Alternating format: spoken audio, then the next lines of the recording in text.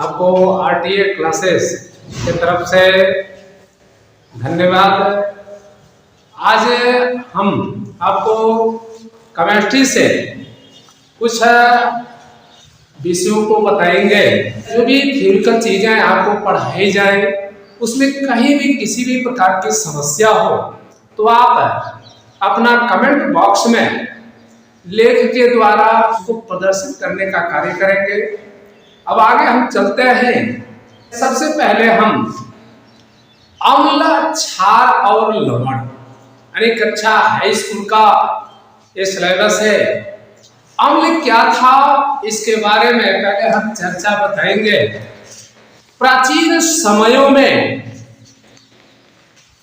यानी अब यहां पर देखिए अम्ल, क्षार और लवण। अम्ल क्या है? एसिड इसको हम बोलते हैं, इसको हम बेस बोलते हैं, इसको हम साल्ट बोलते हैं। इस पहले ध्यान दीजिएगा कि अम्ल क्या है, अम्ल के बारे में हम क्या चीज पढ़ना चाहते हैं।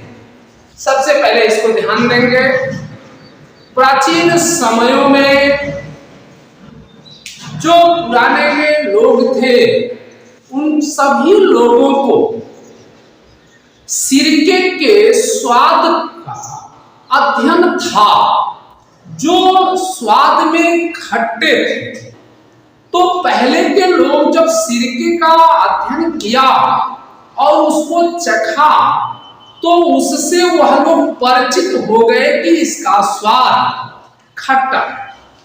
तत्पश्चात धीरे धीरे जब विकसित होता गया तो विकसित होते समय उनको नींबू जैसा चीज मिला, इमली जैसा चीज मिला, तो उन्होंने स्वाद में जो खट्टे का पता लगाया तो इन्होंने कहा कि ऐसे जो सामान हमें उपलब्ध है इन सामानों में भी स्वाद खट्टा बता रहा है।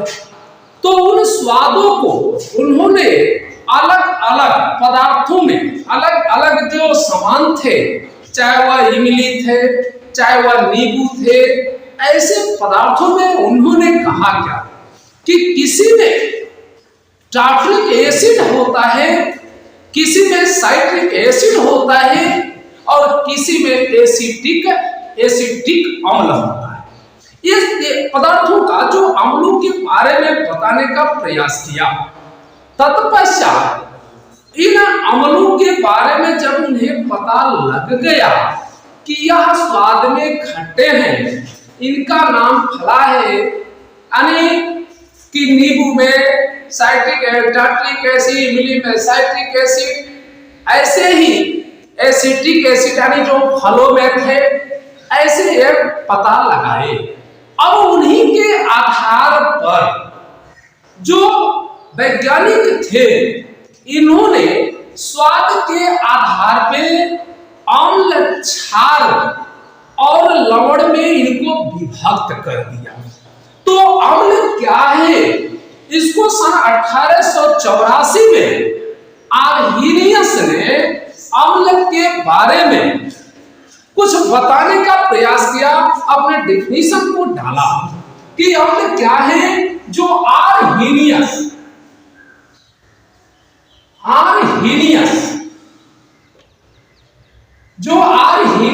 थे इन्होंने अपना मत प्रस्तुत किया कि वे पदार्थ, इन्होंने कहा था कि वे पदार्थ जो जलीय विलयन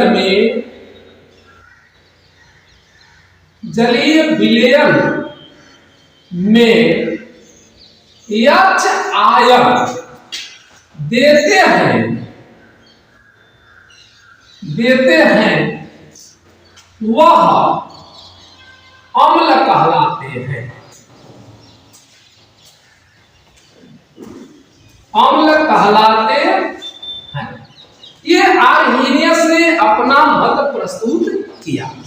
अब यच आयन देने वाले वह कौन से पदार्थ थे जिनको हमें अम्ल कहते हैं, इनको हम बारी बारी से अध्ययन करते हैं। जैसे आप लेते हैं हाइड्रोक्लोरिक। हाइड्रोक्लोरिक को सबसे पहले तो आप एक्वस बनाएंगे, अर्थात इसका जली विलयन बनाएंगे। जली विलयन में ही यह यच आयन दे सकते हैं। इसको अध्ययन में आप बारीकियों से सोचेंगे और करने का प्रयास करेंगे। यानी जब हाइड्रोक्लोरिक अम्ल को हम जल में घोलते हैं तो ध्यान देना, इस हाइड्रोक्लोरिक का एक जली विलयन बनता है। यानी जली विलयन इसका कहने का मतलब क्या है कि HCl, यानी इसको हम लिखते हैं AQ, अर्थात एक्वस, अर्थात जलीय विलयन। अब इस जलीय विलयन का देखें कि जब ये जलीय विलयन होता है तो ये आयनों में बदल जाता है। आयनों में बदलने का मतलब क्या होता है कि यह यच आयन और प्लस Cl आयन में बदल जाता है। अर्थात यह यच आयन दिया तो यह एसिड हो गया। अब इसका स्वाद में भी अध्ययन कर सकते हैं कि यह थोड़ा सा स्वाद में खट्टा लगता है। दूसरी बात, इसी प्रकार से अनेकों अम्लों की व्याख्या उन्होंने किया है। जैसे नाइट्रिक अम्ल को ले लीजिए और इसका जली विलयन बनाइए तो यहाँ पर लिखते हैं HNO3। अब इसका एक्वस लेते हैं, एक्वस लेने के बाद देखें कि यह आयन में बदलते हैं, H आयन, NO3 आयन। इस तरीके से फिर इसके बाद देखें यहाँ भी H आयन निकला। फिर इसके बाद एसिटिक अम्ल ले लेते हैं जो फलों में उपस्थित होता है। अब इसको लेकर के यदि जली विलयन लेते हैं तो CH3COOH अर्थात एसिटिक अम्ल। अब इसको आप एक कोष्ठक में रखेंगे एक्वस, एक्वस माने जली विलयन। अब इसका भी आयन देखेंगे CH3COO, ऋणात्मक हो गया और यहाँ H आयन हो गया, अर्थात यहाँ भी H आयन आपको मिला, यह एसिड कहलाएगा।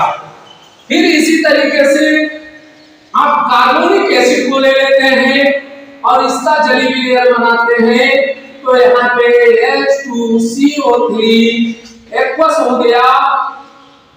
अब इस एक्वस को तोड़ेंगे तो यह हो गया 2H+ और यहाँ पे हो गया CO3 कार्बन। अर्थात ये सही आप देखें कि यह अम्ल कहलाते हैं। ठीक इसी प्रकार से यदि H2SO4 को लेते हैं और इसका जली विलयन लेते हैं तो यह H2SO4 अर्थात एक्वस है। तो इसको जब तोड़ेंगे तो यह 2H+ और SO4 -2, इस तरीके से भी हम लिख सकते हैं। इसी तरीके से H2SO4 है, कार्बोनिक एसिड है, एसिटिक एसिड है, नाइट्रिक एसिड है और हाइड्रोक्लोरिक, ये सभी आपके अम्ल कहलाते हैं क्योंकि सभी लोगों ने H आयन को निकाला है, अर्थात इन्होंने H आयन जली विलयन में दिया है, अर्थात यह क्या कहलाएंगे, अम्ल कहलाएंगे। अब इसके बाद आप देखेंगे कि बेस क्या है। सबसे पहले चीज, क्योंकि इसमें वे पदार्थ जो जली विलयन में H आयन देते हैं वे अम्ल कहलाते हैं, तो बेस क्या होगा इसको आगे हम देखें। चलिए अब बेस की बात हम करते हैं। बेस में होता है क्या है, क्षार। यानी अब क्षार की बात करते हैं। आर्हेनियस के अनुसार क्षार की भी परिभाषा दी गई। इन्होंने कहा कि वे पदार्थ जो जली विलयन में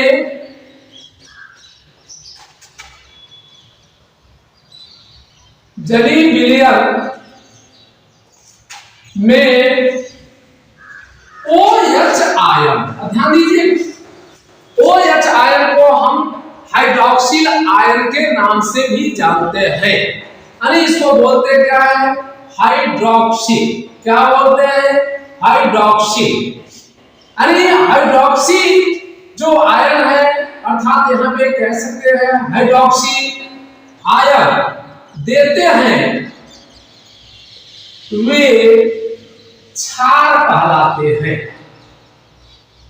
क्षार कहलाते हैं। अब सबसे पहले चीज ये देखें कि वह कौन सा पदार्थ होगा जो यह क्षार देगा। अब आते हैं, यदि इसमें क्षार को पता करना है तो हम कुछ ऐसे पदार्थों को लेते हैं जैसे NaOH।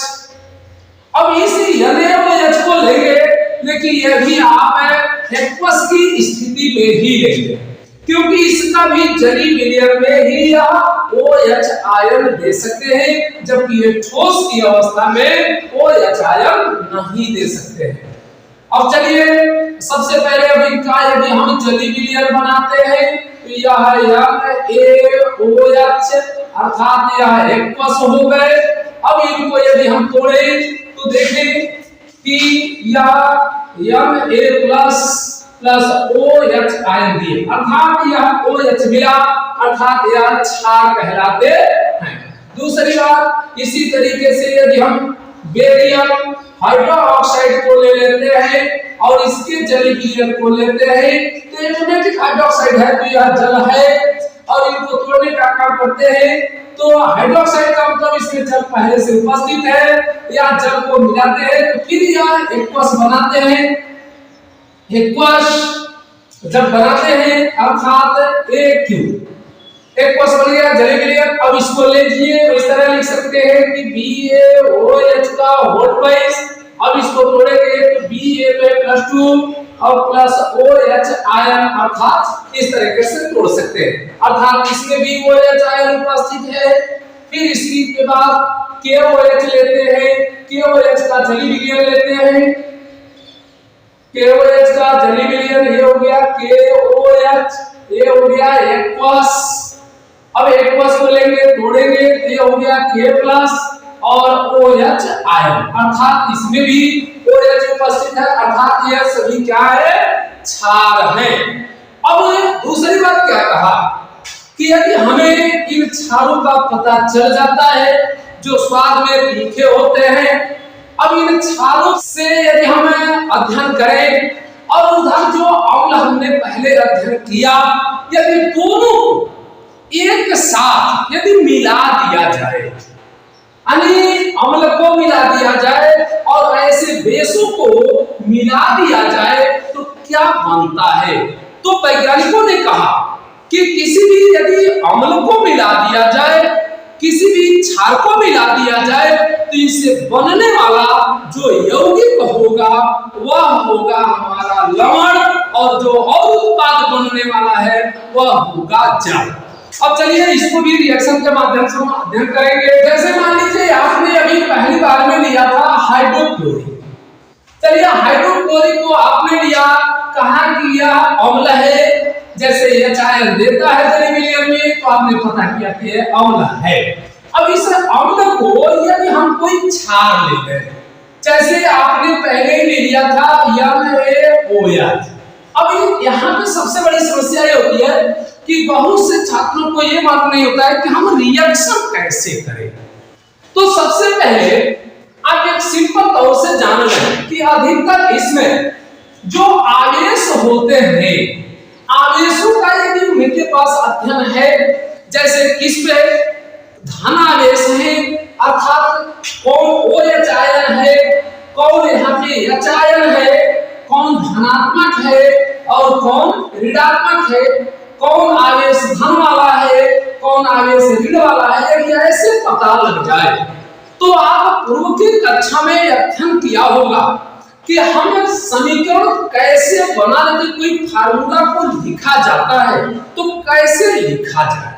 तो सबसे पहले हम यहाँ पे बता रहे हैं कि आप वही ने देखा कि H आयन दिया, अर्थात यहाँ पे धन आयन थे, लेकिन इसी पे जब OH आयन की बात किया गया तो वहां पे आपको दिखाई दिया OH आयन।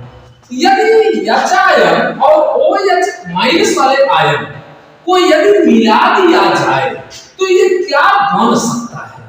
क्योंकि ये आयन दोनों इक्वल हैं, अर्थात यह आयन जब यह इनको दे देता है और इनकी अष्टक की पूर्णावधि हो जाती है तो ये उदासीन हो जाते हैं। उदासीन का मतलब अब इनके अंदर ये जो इलेक्ट्रॉन का आदान प्रदान होता है यह बंद हो जाता है। अर्थात आप देखें कि इसकी जब हम फार्मूले को कन्वर्ट करते हैं तो ऐसे फार्मूले को कन्वर्ट करते हैं। फार्मूले को कन्वर्ट करने का मतलब कहता है कि इसका जो आयन है OH का यह H के पास चला जाता है और H का जो आयन है यह OH के पास चला जाता है। यदि दोनों इक्वल हैं, बराबर हैं, तो ये दोनों को दिखते नहीं हैं, बस सीधे जो पदार्थ के भाग है उनको उतार देने का कार्य करते हैं, यानी H और OH। अब इनको एक सूत्र बना लीजिए, इसी को H और H मिलाकर H2 कर लीजिए और O है तो O डाल दीजिए, अर्थात ये पानी आपका बन गया। ठीक इसी प्रकार से यदि देखना चाहते हैं कि यह हमारा Cl है, ये हमारा Na है, तो यह Na को यदि हम यहाँ पर ले ले कि Na एक धनात्मक आयन है और फिर इसके साथ यदि Cl को ले लिया जाए और इससे कोई फार्मूला बनाया जाए कि ये हमको नहीं आ रहा क्या बनेगा, तो इसको आप ध्यान दें, ऐसे आप समीकरण को बना लें कि अब देख लें ये भी और ये दोनों इक्वल है, उदासीन हो जाएंगे क्योंकि ये अपना इलेक्ट्रॉन इनको त्यागेगा, ये ग्रहण कर लेंगे, अर्थात ये उदासीन हो जाएंगे, अर्थात ये लिख सकते हैं, यहाँ पे Cl लिख सकते हैं और यहाँ पे जो इनका एक अंक छिपा रहता है, आगे अंक नहीं लिखते हैं, अर्थात यह बन गया हमारा NaCl। अर्थात जब इनका जो रिएक्शन हम देखेंगे तो कहेंगे NaCl बना, अर्थात आपने देखा NaCl बना, अर्थात ये बना, फिर जब H और OH को मिलाए हमारा क्या बना, पानी बना। इस तरीके से आप देखें कि Na जो Cl है ये हमारा साल्ट हो गया, अर्थात यह लवण हो गया, और आपने कहा था परिभाषा में कि अम्ल और क्षार को मिलाने पर लवण बनता है और जल बनता है, तो एक लवण हो गया और एक जल हो गया, यानी एक जल हो गया। अब ध्यान ये देंगे कि जो ये जल हो गया, मान लीजिए आपको लवण की पहचान नहीं है तो सबसे पहले जल की यदि पहचान है तो जल को पहचान लिए तो दूसरा हमारा लवण ही होगा, ये आप अवगत कर सकते हैं। चलिए इसी के साथ यहाँ तक के जो RTA क्लासेस में आपने क्लास को ज्वाइन किया, इस आप सभी लोगों को इसके लिए धन्यवाद। यदि आपको अच्छा लगा होगा, समझ में आया होगा, और RTA क्लासेस को सब्सक्राइब करें। इसी के साथ धन्यवाद। फिर कल अगले टॉपिक पे हम चर्चा करेंगे।